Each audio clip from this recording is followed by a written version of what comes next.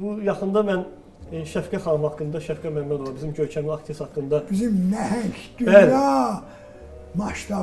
dünya maştablı aktrisamız Şəfiqə Məmmədova. Bir yazı yazmışdım və Seyran mənim zəh vurdu. İndi o yazın haqqında fikirləri müsbət, onu qoydum bir kənara. Orada bir yaxşı fikir dedi. Dedi ki, Vasif, sən necə ki Şəfqə xanımı görmüsən, yerişini, duruşunu, onun gəzişini, bax, eyni həmən nöqtədə mən də onunla görüşmüşəm və o cür onun yerişini mən də müşahidə eləmişəm.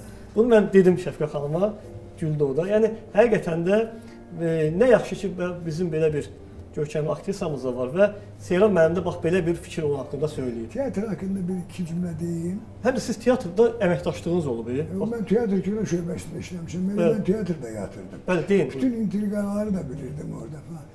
Bir dəfə məndən soruşdular, o fikrimi çoxdan iyi olub, bir də sən 25 il qabaq hansısa sayt idi. Bəli. Burada təkrar edeyim, lazım olsa istifadə edersən ondan da ki, ta ki 50 il bundan qabağın teatrla indiki teatrın fərqi.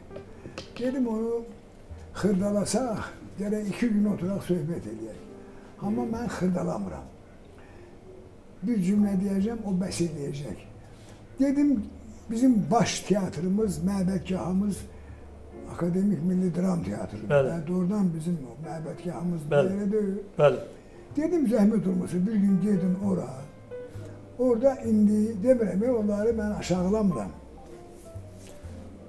Ta ki gedin, baxın, Hökümə Qurbanovanın, Şəfiqə Məmmədovanın, Barat Şəkinskayanın, Leyla Bədirbəylinin, Ağa Sadıq Gəlalbəylinin, aktyorlarımız, o klassiklərimizi saydım, Ələsgər Ələkbər.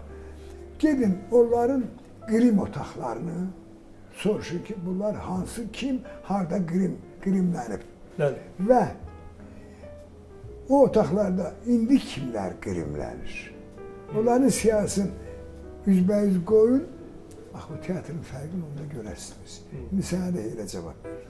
Seyran Səxavətin növbəti bax, belə bir deməli, statlarından bu ölkədə bütün xanaların sayını artırırlar, təhcə kitabxanalardan başqa.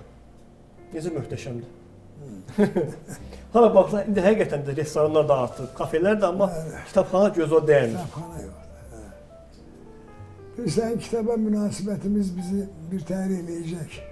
Bax, bir adamın işləri gətirməyən də, deməli, hakim qardaş da bilir, sən də bilirsən ki, onun haqqında nə deyirlər? Deyirlər, o ondan danışmıyor, onun kitabı bağlanıb. Kitabı bağlanıb, bəli. Millət bunu başa düşməyincə, kitabla küsülüdür millət. Başa düşdü. Onları barışdırmaq lazımdır.